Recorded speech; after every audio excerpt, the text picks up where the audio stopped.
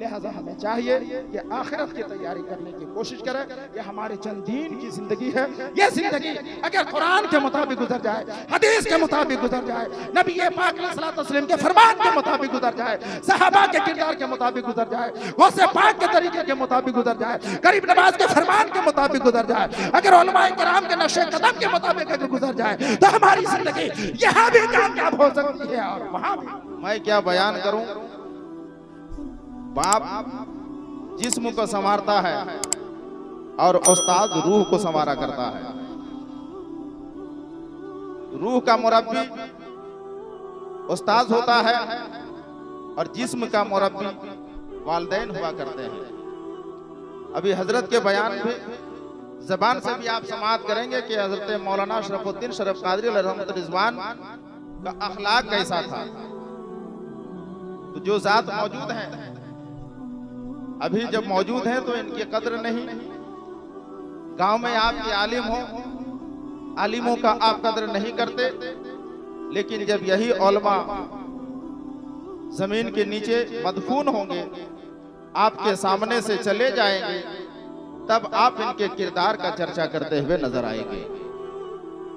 एक आलिम की मौत आम लोगों की मौत की तरह नहीं होती, बल्कि पैगंबर आज़म अलैहिस्सलातु तस्लीम ने इरशाद फरमाया, मौतुल आलिम मौतुल आलम। एक आलिम की मौत आलम की मौत हुआ करती है।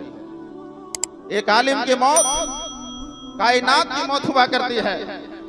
हमारे घर से किसी का इंतकाल हो, सिर्फ बाप को सदमा होता है, भाई को सदमा होता है, बीवी को सदमा होता है, एहसासे कमतरी के शिकार उसके खानदान वाले हुआ करते हैं। लेकिन जब एक आलिम की मौत होती है, यकीन जानिए पूरा इलाका मायूस होता है, पूरा मुआशरा मायूस होता है और उसके बदल तलाश करने की कोशिश किया करता है। लिहाजा प्यारे, इल्म की अहमियत को आप समझें, एक आलिम के मकाम को आप समझें। अल्लामा शरफुद्दीन शरीफ कादरी रहमत रिजवान का जो कारनामा हमने देखा है, यही मदरसा दामबेड़ा है, यही मदरसा है। हम लोग जेरे तालीम हैं, जेरे तालीम थे। जब भी वो आया करते, आने के बाद अपने घर में दाखिल होने के बाद पहले मदरसा जाया करते। खाली हाथ नहीं जाते, बल्कि बच्चों के लिए पैसे लेकर के जाते, बिस्किट लेकर के जाते, खाने का सामान लेकर के जाते। क्यों लेकर के जाते? वो ये जानते हैं, वो जानते थे कि जो मदरसे में पढ़ा करता है वो आम बच्चा नहीं होता है, बल्कि ये नबी पाक अलैहिस्सलातु तस्लीम का मेहमान हुआ करता है, नबी का मेहमान होता है, मेहमान रसूल होता है। और मेहमान रसूल का मर्तबा आप कैसे समझें? हजरात मोहतरम, आज अगर कोई बड़ा नेता चला आए, आने से पहले तैयारियां होती है, रोड को सजाया जाता है, लाल कारपेट बिछाया जाता है उसके इस्तकबाल के लिए। लेकिन मैं आपको बताऊं, एक बच्चा जब जो है मदरसे में जेरे तालीम होता है, कुरान की तिलावत करता है, हदीस पाक पढ़ा करता है, काल अल्लाह काल रसूल के सदा से अपने जबान को हर वक्त जो है तर रखा करता है। पैगंबर आज़म अलैहिस्सलातु तस्लीम इरशाद फरमाते हैं, जाहिरन वो ईंट, जाहिरन वो फटे पुराने बिस्तर पर सोता है, जाहिरन वो यकीनन जो है कम सूखे जो है खाने खाया करता है। लेकिन अल्लाह के रसूल अलैहिस्सलातु तस्लीम ने इरशाद फरमाया कि जो तालिब इल्म होता है, मदरसे में तालीम हासिल किया करता है, उसके लिए दुनिया के लोग फर्श बिछाए ना बिछाए, परवरदिगार आलम के फरिश्ते उसके लिए पर को बिछाया करते हैं, अपने परों को बिछाया करते हैं। अजीज़ान मिल्लत इस्लामिया, लिहाजा उसे जो मदरसे में तालीम हासिल करता है उसे मेहमान रसूल कहा जाता है, और जो तालिब इल्मों को पढ़ाया करते हैं उन्हें नाइबे रसूल कहा जाता है, उन्हें नबी के वारिस कहा जाता है, उन्हें नबी के इल्म का वारिस कहा जाता है। हजरत मोहतरम, लिहाजा मैं बताता ये चलूं, अल्लामा शरफुद्दीन शरीफ कादरी रहमत रिजवान का जो है आज जिस जो है उनके इसाले सवाब की महफिल पर हम हैं, उनका चर्चा सिर्फ हमारे इस इलाके में नहीं था, बल्कि उनका चर्चा बोकारो में भी था, उनका चर्चा धनबाद में भी था। और ये चर्चा कहाँ से उन्हें हासिल हुआ, ये जात यहाँ पर मौजूद है। हमेशा इनके ज़हन दिमाग में ये रहा है, मेरे इलाके में कमी किस चीज की है, आलिम की कमी है, हमें आलिम पैदा करना है, हाफिज की कमी है, हमें हाफिज पैदा करना है, मुफ्ती की कमी है, हमें इलाके में मुफ्तियाने इज़ाम हमें देना है। लेकिन वो अपने अपने नजरियात की बात है कि इनके बारगाह से जिसने जिस नजरिए से जो है हासिल किया, जिस जो है अंदाज से हासिल किया, उसी एतबार से उसे मिलता हुआ नजर आया है। अजीज़ान मिल्लत इस्लामिया, लिहाजा मैं ये बताना ये चाहता कि आलिम से मोहब्बत करो, मेहमान रसूल से मोहब्बत करो। नबी पाक अलैहिस्सलातु तस्लीम ने इरशाद फरमाया, अल्लाह के रसूल ने इरशाद फरमाया, मा युरिदिल्लाहु बिही खैरा युफ़क़िहु फिद्दीन। अल्लाह तबारक व तआला जिस बंदे से भलाई का इरादा करता है, जिस बंदे को पसंद फरमाता है, परवरदिगार आलम उस बंदे को दीन का फकीह बना देता है, उस बंदे को दीन का आलिम बना देता है, उस बंदे को दीन का मुबल्लिग बना देता है, उस बंदे को दीन का सिपह सालार बना देता है। लिहाजा प्यारे, परवरदिगार आलम जिस बच्चे पर तौफीक अता फरमाता है, वो बच्चा भी मदरसे में तालीम हासिल किया करता है, मदरसे में जो है क़ाल अल्लाह क़ाल रसूल की सदाएं लगाया करता है। अजीज़ान मिल्लत इस्लामिया, मदरसा में पढ़ने वाले बच्चों को, उलमाए किराम को, एक जो है कौम, ये जाहिल कौम और ये नहंचार कौम अलग नजरिए से देखा करती है। आपको पता नहीं है, कुर्बे क़यामत है, क़यामत की खड़ी होगी, ये जमीन जो है तांबे की होगी। जिस जमीन पर आज हम बैठे हैं, थोड़े से जो है धूप की किरण आ जाए, गर्मी की शिद्दत आ जाए, खाली पैर में जमीन में जो है जमीन से हम चल नहीं सकते हैं, बगैर चप्पल के हम जमीन में चल नहीं सकते। उस वक्त को याद करो, कुर्बे क़यामत है, क़यामत की खड़ी होगी, ये जमीन जो है तांबे की होगी। और जमीन तांबे के होने के बाद जो है वो आसमान में जो सूरज है, जिसकी किरणों को आज हम बर्दाश्त नहीं कर सकते हैं, जिस किरण जिस सूरज का सिर्फ जो है पीठ हमारे जानिब है, कुर्बे क़यामत की खड़ी होगी, वो सूरज का चेहरा हमारे सामने होगा। अब बताओ उस वक्त का मंजर क्या होगा, उस वक्त की गर्मी का शिद्दत क्या होगा। अल्लाह के रसूल सल्लल्लाहु अलैहि वसल्लम ने इरशाद फरमाया कि जमीन तांबे की, आसमान जो है सवा नेज़े पर होगा, आसमान सवा नेज़े पर होगा। अजीज़ान मिल्लत इस्लामिया, नफ्सी नफ्सी का आलम होगा, इंसान जो है पसीना पसीना होगा, पसीना इस कदर होगा, जमीन तांबे की 7वें तबक तक जो है पसीना जाएगा, उसके बाद फिर वो पसीना जमीन से फिर उठता हुआ नजर आएगा। किसी के जो है टुकने तक होगा, पैर तक होगा, कि वो जो है वो पसीना किसी के टुकने तक होगा, किसी के कमर तक होगा, किसी के गर्दन तक होगा, किसी के जो है ज़बान तक होगा, किसी के जो है नाक तक होगा। अजीज़ान मिल्लत इस्लामिया, वो वक्त कैसा वक्त होगा, उस वक्त के लिए हमने कौन सी तैयारियां कर ली है। मिलादुन नबी में हम आते हैं, जलसों में हम आते हैं, नारा तो लगाते हैं, लेकिन नारे पर हमें खरा उतरना है, हमें नमाज की पाबंदी करनी है, हमें जो है लगुयात से बचना है, एक दूसरे की बुराई से हमें परहेज करना है। क़ाल अल्लाह क़ाल रसूल की सदा के मुताबिक हमें अपनी जिंदगी को गुजारना है। अगर हमारी जिंदगी इस तरीके कार के मुताबिक अगर गुजर जाती है, तभी पैगंबर आगे इरशाद फरमाते हैं कि जमीन ताबे की है, पसीने से इंसान जो है शराबोर है।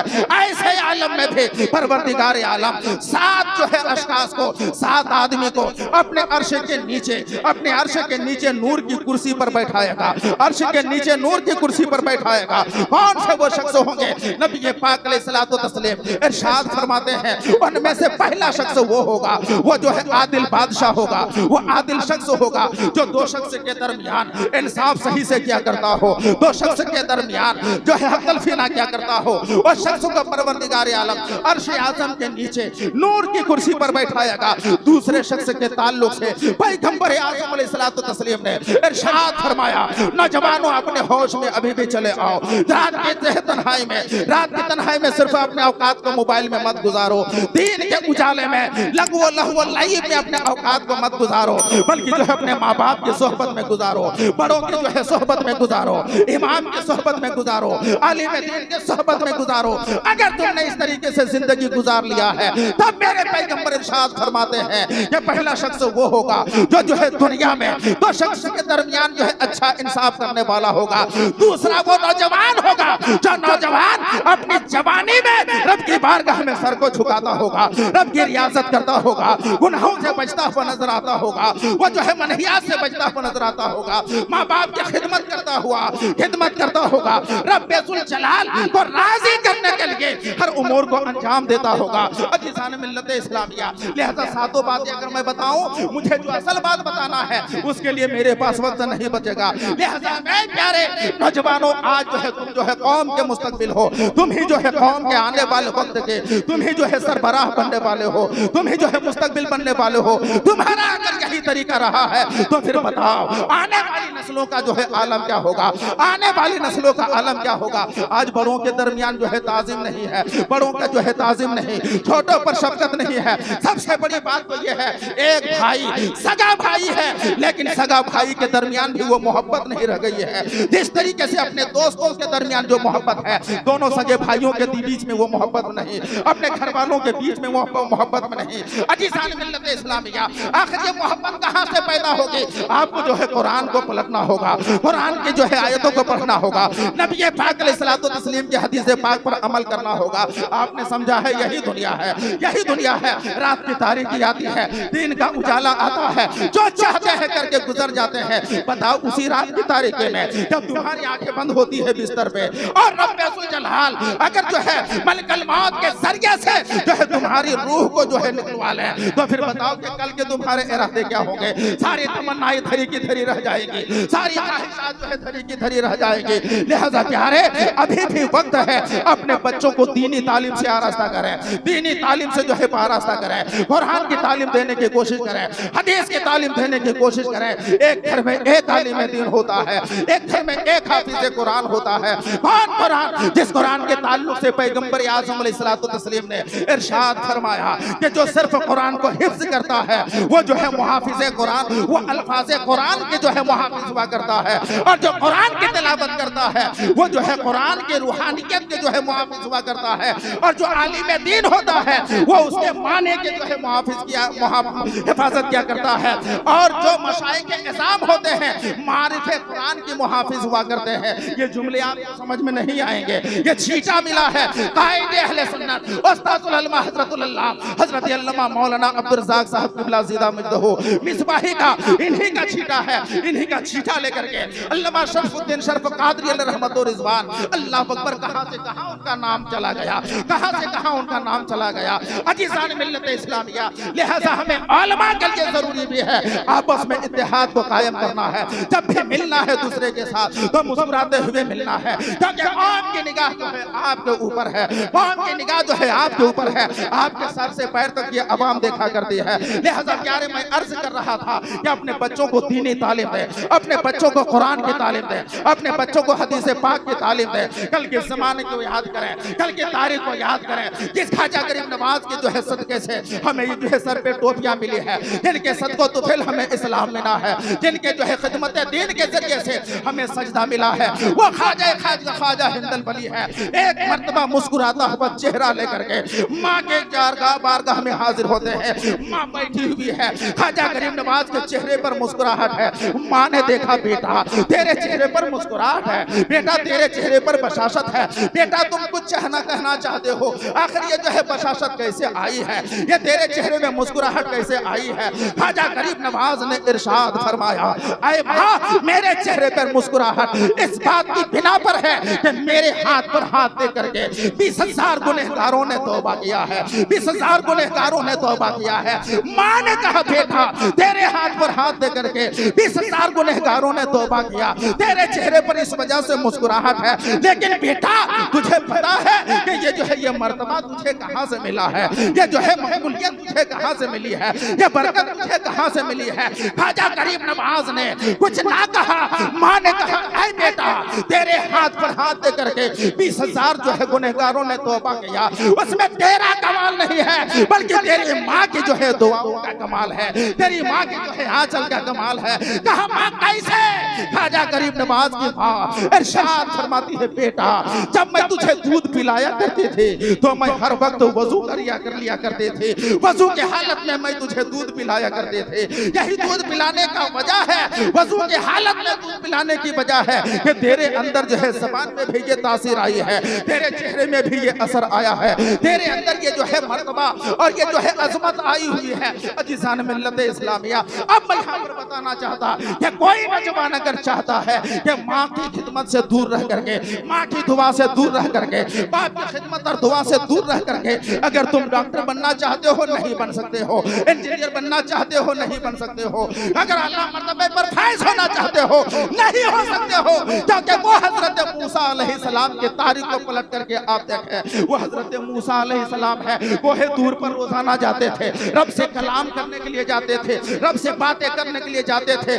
माँ का इंतकाल हो गया, माँ का इंतकाल हो गया, हजरत मूसा कोहे दूर पर चढ़ने लगे, चढ़ते चढ़ते उनका पैर फिसल गया, पैर का फिसलना था, आवाज आई, ऐ मूसा कोहे दूर पर संभल करके चढ़ो, मूसा कोहे दूर पर संभल करके चढ़ो। मूसा ने कहा क्या बात है, कहा क्या ऐ मूसा, जब जो है तू कोहे दूर पर बारहा आता था, तेरी बूढ़ी माँ घर पे रहा करती थी, जब तू घर से निकला करता था, तेरी माँ तेरी हिफाजत के लिए दुआ क्या करती थी, लिहाजा तेरी माँ का इंतकाल हो गया है, अब जो है यहाँ से चढ़ो तो होश से चढ़ो, क्योंकि तेरी माँ की दुआ अब जो है तेरे साथ शामिल हाल नहीं है, जाहिरन ये शामिल हाल नहीं है। अजीजान मिल्लत इस्लामिया, वो मूसा अलैहिस्सलाम अल्लाह के जो है बरगुज़ीदा जो है पैगंबर है, बरगुज़ीदा पैगंबर है, लिहाजा हम कहाँ पर हैं, हम अपने आप को जरा तन्हाई में जाकर के देखें, कभी कभी पोशानोशी होकर के देखें, ऐसे तन्हाई में ना रहे कि हाथ में मोबाइल हो, फहश गाने देख रहे हो, हाथ में मोबाइल हो, फहश फिल्में देख रहे हो, हाथ में जो है मोबाइल हो और तरह तरह के गेम में आप जो है मशगूल हो, वहीं पर मोबाइल को बंद करके आप तन्हाई में सोच करके देखें कि हमने रात की संदाज से गुजारी है, हमने दिन की संदाज से गुजारा है। यकीनन अगर हमने तन्हाई में बैठ करके अगर सोच लिया है तो हमारा हर वो कदम जो उठेगा मुस्तफा के तरीक़ेकार के मुताबिक उठेगा, कुरान के फरमान के मुताबिक उठेगा, शरीयत मुस्तफा के मुताबिक जो है उठेगा। अजीजान मिल्लत इस्लामिया, लिहाजा आप बड़े मुबारकबाद के लायक हो, आप जो है किसी आम आदमी के इसाले सवाब की महफिल में नहीं आए हैं, बल्कि एक आलिम बाअमल की इसाले सवाब की महफिल में आए हैं। कौन आलिम बाअमल, जिसके ताल्लुक से मैं आपको एक बात बता दूं, आप उलमा की सोहबत को इख्तियार करें, उलमा के हुफ़ाज़ की सोहबत को इख्तियार करें, इमाम की जो है सोहबत में बैठा करें। मस्जिद नबवी है, अपने वक्त के एक बहुत बड़े कारी है, जिस कारी का नाम हजरत इमाम आसिम रज़ियल्लाहु ताला अन्हु है। इमाम आसिम का काम क्या था, दरसगाह नबी में, दरस रसूलुल्लाह की जो है वो मस्जिद नबवी में बैठ करके जो है तलबा को कुरान की तिलावत करवाया करते, कुरान का दर्स दिया करते थे, कुरान का सबक पढ़ाया करते थे। उन्हीं तलबा में बैठने वालों में से एक छोटा सा तालिब इल्म है, करीब आकर के बैठता है, बैठने के बाद उनसे कुरान की आयतें पढ़ता है, उनसे जो है दर्स हदीस लेता है। उसी बीच में इमाम आसिम जब जो है कुरान की आयतें पढ़ाने लगे, जब जो है कुरान का दर्स देने लगे, हदीस का दर्स देने लगे, एक तालिब इल्म है और करीब आता गया, और करीब आता गया, आकर के बैठ गया दोजानो होकर के करीब में, और बैठने के बाद कहा कि हुजूर आपने मुझे कुरान का दर्स दिया है, आपने मुझे हदीस पाक पढ़ाया है, लेकिन मैं आपसे चीज पूछना चाहता हूँ। कहा कि पूछो बेटे, क्या पूछना चाहते हो? कहा कि हुजूर आपके मुंह से एक अजब तरह की खुशबू आती है, क्या आप कोई बड़ी इलायची खाते हैं या कोई खुशबूदार चीज का इस्तेमाल करते हैं? इमाम आसिम रज़ियल्लाहु ताला अन्हु अपने वक्त के बहुत बड़े जो है कारी हैं, वो फरमाते हैं बेटा मैंने ना कोई खुशबू का इस्तेमाल किया है, ना मैंने बड़ी इलायची या छोटी इलायची का इस्तेमाल किया है। बेटा ये बात रहने दो, तुम कुरान का दर्स लो, तुम हदीस का दर्स लो। वो जो है बच्चा है, जब एक शागिर्द अपने उस्ताद के करीब रहा करता है और निगाह से निगाह मिला करके नहीं बल्कि निगाह को नीचे झुका करके बैठा करता है, तो उस्ताद है अपनी जाहिरी आंखों से नहीं बल्कि अपने दिल से भी इल्मों को उसके दिल में उतारा करता है। इमाम आसिम फरमाते हैं बेटा यहीं तक रहने दो। आया करीब आकर के बैठ गया, कहा कि हुजूर आपको बताना होगा, हुजूर आपको बताना होगा। जब मजबूर हो गए तो इमाम आसिम रज़ियल्लाहु ताला अन्हु फरमाते हैं बेटा बात दरअसल ये है कि मैं मस्जिद नबवी में बैठ करके कुरान का दर्स देता हूँ और यही मेरा तरीका रहा है। लेकिन एक मर्तबा पैगंबर आज़म अलैहिस्सलातु तस्लीम ख्वाब में तशरीफ लाए, कहो सुभान अल्लाह, सुभान अल्लाह। ख्वाब में तशरीफ लाए और आने के बाद कहा कि इमाम आसिम तुम उस कुरान का दर्स दे रहे हो जो कुरान हजरत जिब्रील अमीन लेकर के मेरे पास आते रहे, लिहाजा अपने मुंह को खोलो। रसूल पाक अलैहिस्सलातु तस्लीम ने इमाम आसिम रज़ियल्लाहु ताला अन्हु के मुंह पे मुंह को डाला और अल्लाह के रसूल ने कुछ इनायत फरमाया। मैं ये कहना चाहता जो बंदा कुरान की तिलावत में रहता है, जो बंदा हदीस पाक पढ़ा करता है, जो बंदा कौम की इस्लाह किया करता है, जो बंदा मोमिन मुसल्ले पे रह करके इमामत किया करता है और मुक्तदियों को नमाज पढ़ाया करता है, यकीन जानिए आप उसे हकीर की निगाह, हकारत की निगाह से ना देखें, हकारत की निगाह से ना देखें। और जो है उन उलमा से भी मैं कहना चाहूंगा, माजरत के साथ उस्ताद मोहतरम से इजाजत लेकर के, कि अपने अंदर जो रब्बे जुल जलाल की तौफीक से आपको मिला है, इसे कौम में बांटने की कोशिश करें, नौजवानों में बांटने की कोशिश करें, नौजवान के करीब रहने की कोशिश करें और उसके जो है उसके नफ्स को टटोलने की कोशिश करें। अजीज़ान मिल्लत इस्लामिया, मैं आपको बताऊं कुरान पाक जो है वो एक ऐसी किताब है जिस किताब का जवाब तमाम किताबों में नहीं है, लेकिन उस कुरान पाक के बाद एक ऐसी किताब है जिस किताब का नाम जो है सहीहुल बुखारी है, बुखारी शरीफ है। वो बुखारी शरीफ का मर्तबा कुरान पाक जो है, कुरान पाक के बाद सबसे ज्यादा किताबों में, हदीस की किताबों में अगर मर्तबा ज्यादा है तो बुखारी शरीफ का मर्तबा है। लेकिन मैं आपको बताऊं बुखारी शरीफ को ये मर्तबा कैसे मिला, बुखारी शरीफ के लिखने वाले का नाम कौन है, लिखने वाला कौन है, बुखारी शरीफ के जो हदीस के तरतीब देने वाला कौन है। अजीज़ान मिल्लत इस्लामिया, वो जो है मुसन्निफ का नाम जो है मोहम्मद है, उनके वालिद मोहतरम का नाम जो है इस्माइल है, लेकिन अभी जो है मोहम्मद बिन इस्माइल की विलादत बासादत नहीं हुई, उनकी जो है पैदाइश अभी नहीं हुई। उनकी माँ ने रब की बारगाह में दुआ किया है। आज हमारी माएँ बहनें भी दुआ करती है, जिनका कोख औलाद से खाली रहा करता है, जिनकी यहाँ बेटियां हुआ करती है, बेटे की तमन्ना करती है, रब की बारगाह में दुआ करती है। बाप भी दुआ करता है, ऐ मौला तू मुझे कोई नेक बेटा दे दे, अगर तू नेक बेटा दे देगा तो हमारी जमीन का बारिश होगा, हमारे मकान का बारिश होगा, हमारी दौलत का बारिश होगा, हमारे जो है कारोबार का बारिश होगा। लेकिन तारीफ का पलट करके देखें, वो माँ रब की बारगाह में दुआ करती है, ऐ मौला मेरा कोख भी खाली है, मेरा गोद भी खाली है, ऐ परवरदिगार आलम तू मुझे एक नेक औलाद अता फरमा, तू नेक मुझे बेटा अता फरमा। अगर तू मुझे नेक बेटा अता फरमाता है ऐ परवरदिगार आलम, तो मैं अपने बच्चे को अपने घर का वारिस नहीं बनाऊंगे, अपने माल का वारिस नहीं बनाऊंगे, अपनी जायदाद का वारिस नहीं बनाऊंगे, बल्कि मैं उस बेटे को इस कायनात पे सबसे बड़ा आलिम दीन, सबसे बड़ा आलिम दीन बनाऊंगी। माँ की दुआ है, कब रद्द हुई है?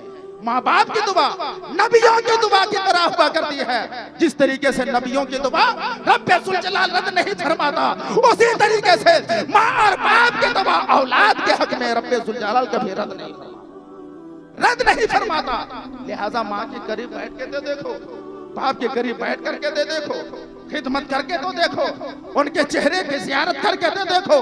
दुआ किया उन्होंने, वो वक्त चला आया, एक औलाद, एक बच्चे की विलादत हो गई, एक बच्चे की विलादत हो गई। 1 साल गुजरा, 2 साल गुजरा, 6 साल का जमाना, बच्चे का 6 साल का जमाना, 6 साल का जमाना है।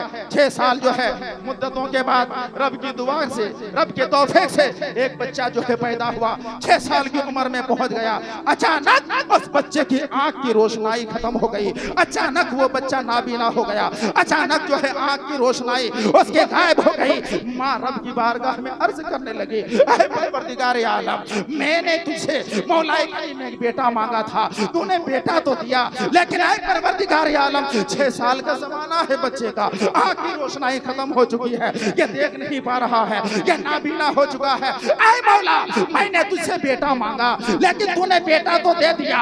ऐ परवरदिगार आलम मैंने तुझसे एक चीज और वादा किया था कि अगर तू मुझे नेक बेटा देता है तो परवरदिगार आलम इस रूए जमीन का मैं सबसे बड़ा उसे आलिम दीन बनाऊंगा।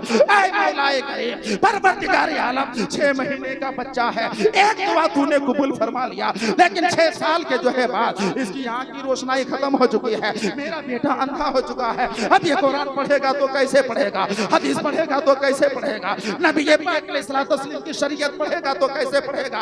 ऐ परवरदिगार आलम अब ये मेरा बेटा इस रूए जमीन का आलिम दीन कैसे बनेगा, कुरान का तिलावत करने वाला कैसे बनेगा। माँ जो है नमाज में रहती दुआ करते, सजदे में रहती दुआ करते, बिस्तर पे लेटती दुआ करते, खाना बनाती दुआ करते। हजरत मोहतरम वक्त गुजरता रहा, एक दफा माँ दुआ करते करते बिस्तर पे सो गई है, बिस्तर पे लेट गई। लेटने के बाद नबी पाक अलैहिस्सलातु तस्लीम के जद्दे आला हजरत इब्राहिम नबी अलैहिस्सलातु तस्लीम ख्वाब में तशरीफ लाते हैं और लाने के बाद कहते हैं, ऐ खातून तेरी दुआ रब ने कबूल फरमा लिया, तुझे बेटा भी अता फरमाया है, और तूने जो दुआ किया था कि तेरा बेटा रुए ज़मीन का सबसे बड़ा आलिम दीन होगा, यह भी दुआ तेरी रब की बारगाह में कबूल हो चुकी है। जब तुम जो है तेरा बेटा सुबह बिस्तर से उठेगा तो तुम देखोगे कि तेरा बेटे के अंदर जो है आंख में रोशनी आ जाएगी, तेरा बेटा बीना हो जाएगा, तेरे बेटे के अंदर जो है वो रोशनी दोबारा पलट करके चली आएगी। हजरत मोहतरम रात गुजर गई, ख्वाब में बता करके चले गए हजरत इब्राहिम अलैहिस्सलाम। अब जैसे ही माँ बिस्तर से उठती है, देखा कि मोहम्मद मेरा बेटा मोहम्मद बिन इस्माइल बिस्तर पे लेटा है, आंखें बंद है। करीब गई माँ, जाने के बाद उसे जो है जगाया, ऐ बेटा मोहम्मद उठ जाओ, ऐ बेटा मोहम्मद उठ जाओ, ऐ बेटा मोहम्मद उठ जाओ। 3 मरतबा आवाज लगाया है माँ ने। आवाज लगाने के बाद मोहम्मद बिन इस्माइल बिस्तर से उठते हैं, अपने आंखों को मलते हैं। माँ ने कहा, ऐ बेटा क्या तुझे मेरा चेहरा नजर आ रहा है? क्या मैं तुझे नजर आ रही हूँ? क्या तुझे कुछ नजर आ रहा है? आंख मलते मलते हाथों को हटाया है। माँ इधर रब की बारगाह में दुआ कर रही है, मौला क्या मेरे बेटे की आंख में दोबारा रोशनी चली आएगी? हाथों को हटाया।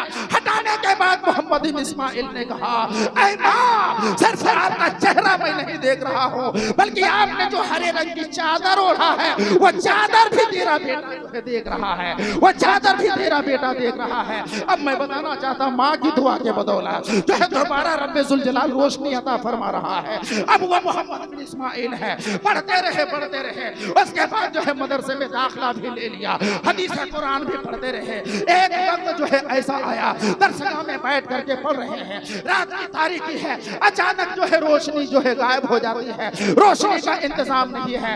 मोहम्मद बिन इस्माइल बुखारी अब अपनी हदीस पाक की किताब लेते हैं, मदरसे से बाहर निकलते हैं, चले जाते हैं, रास्ते पर बैठ जाते हैं, सूरज चांद की रोशनी में हदीस पाक लिखते भी हैं, हदीस पाक पढ़ते भी हैं। उनके साथ ही जो शागिर्द जो दोस्त अहबाब थे, दोस्तों ने कहा, ऐ मोहम्मद तेरे आँख के अंदर इस कदर रोशनी कहाँ से चली आई? क्या तुम चांद की रोशनी में हदीस पाक पढ़ते भी हो, हदीस पाक लिखते भी हो? मोहम्मद बिन इस्माइल ने कहा, ऐ मेरे अहबाब, ऐ मेरे दोस्तों ने सुनो कि मेरी आँख का कमाल नहीं है, बल्कि ये मेरी माँ की दुआ का असर है।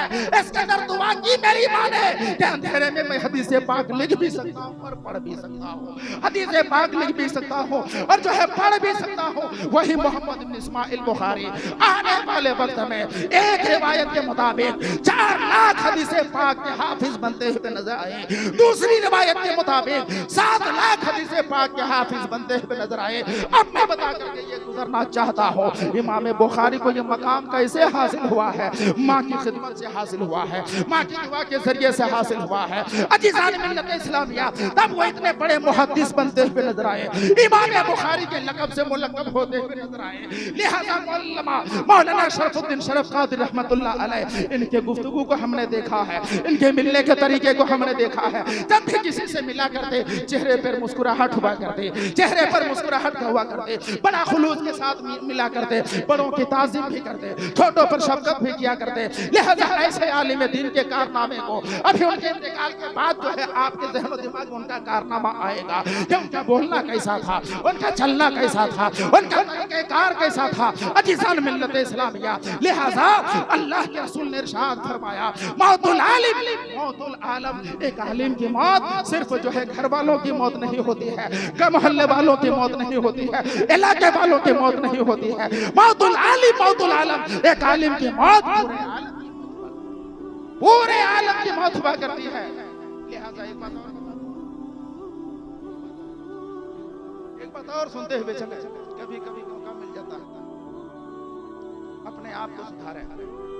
नौजवानों, तुम ही आने वाले वक्त के मुस्तकबिल हो, तुम है मुस्तकबिल हो। नबी पाक अलैहिस्सलातु तस्लीम के फरमान के मुताबिक चलने की कोशिश करें, सहाबा के किरदार के मुताबिक चलने की कोशिश करें, शुहदाए करबला के नक्शे कदम पर चलने की कोशिश करें, हजरत इमाम हुसैन रज़ियल्लाहु तआला अन्हु के किरदार के मुताबिक चलने की कोशिश करें। आप कैसे करेंगे? क्योंकि आपने सहाबा की तारीख पढ़ी नहीं, शुहदाए करबला की तारीख पढ़ी नहीं, आपने अंबिया किराम की जो है तारीख का मुताला किया नहीं, फिर आप कहां से करेंगे? आपको उलमा से मोहब्बत करना, उलमा किराम के नक्शे कदम पर चलना होगा। क्योंकि एक आलिम दीन जब भी बोलता है तो नबी की पाक अलैहिस्सलाम तस्लीम के बोलने के मुताबिक बोलता है। एक आलिम दीन जब चलता है तो नबी के चलने के मुताबिक चलता है। एक आलिम दीन जब भी कोई काम क्या करता है, नबी पाक अलैहिस्सलाम तस्लीम के अफ़ाल व अमाल के मुताबिक क्या करता है, नबी पाक अलैहिस्सलाम तस्लीम के अफ़ाल व अमाल के मुताबिक क्या करता। हज़रात मोहतरम, हमारे पास कोई नेकियां नहीं, कोई नेकियां नहीं। अल्लाह के रसूल ने इरशाद फरमाया कि आलिम बनो। अगर तुम आलिम ना बन सके तो तुम मुताल्लिम बनो, यानी तालिब इल्म बनो, इल्म हासिल करने वाला बनो। और अगर तुम वो भी ना बन सके तो तुम क्या बनो, उलमा के सोहबत में बैठने वाला। तीन चीजें मेरे पैगंबर ने फरमाया। पहली बात आलिम बनो, आलिम ना बन सका तो तुम मुताल्लिम बनो, यानी तालिब इल्म बनो। तालिब इल्म अगर तुम ना बन सका तो उलमा से मोहब्बत करने वाला बनो। आज उनकी रूहें देख रही है, अल्लामा शरफुद्दीन शर्फ कादरी रहमत रिजवान, रूहें देख रही है मुझसे जो दुनिया में मोहब्बत करते थे, आज मेरे इंतकाल के बाद मेरी साले सवाद की महफिल में मौजूद है। हज़रात मोहतरम, एक बहुत बड़े मुहद्दिस गुजरे, बहुत बड़े मुहद्दिस, जिनका नाम अल्लामा इब्न जौज़ी रहमतुल्लाह अलैह। अल्लामा इब्न जौज़ी रहमतुल्लाह अलैह इतने बड़े बुजुर्ग, इतने बड़े मुहद्दिस, उनके ज़बान हयात में लिखा हुआ है। इतने बड़े मुहद्दिस, इतने बड़े मुहद्दिस, उन्होंने लिखा, उनकी किताब में लिखा हुआ है, जब उनका आखिरी वक्त आया, मौत की घड़ी आई, मौत का वक्त करीब आया, अपने भांजे को करीब बुलाया और बुलाने के बाद कहा है, मेरे भांजे, मैं तुम्हें एक चीज की वसीयत कर रहा हूं। क्या वसीयत कर रहे हैं? करीब गए, अपने कान को उनके मुंह के करीब लेकर के गए। इमाम जौज़ी रहमतुल्लाह अलैह ने अपने भांजे को वसीयत की, ऐ मेरे भांजे सुनो, जब मेरा इंतकाल हो जाए, जब मेरा इंतकाल हो जाए तो तुम सुनो, मुझे गुस्ल देने के लिए जो गर्म पानी करोगे, कहीं जंगल से लकड़ी काट करके मत लाना, घर की लकड़ी का इस्तेमाल मत करना। कहा कि हुजूर अभी आप हयात हैं, अभी आप ये वसीयत फरमा रहे हैं। कहा कि और आगे सुनो, जब मेरा इंतकाल हो जाए तो सुनो, जब गर्म पानी करोगे मुझे गुस्ल देने के लिए, तो मैंने घर के कोने पर कुछ लकड़ी के कलम के बुरादे रखे हैं।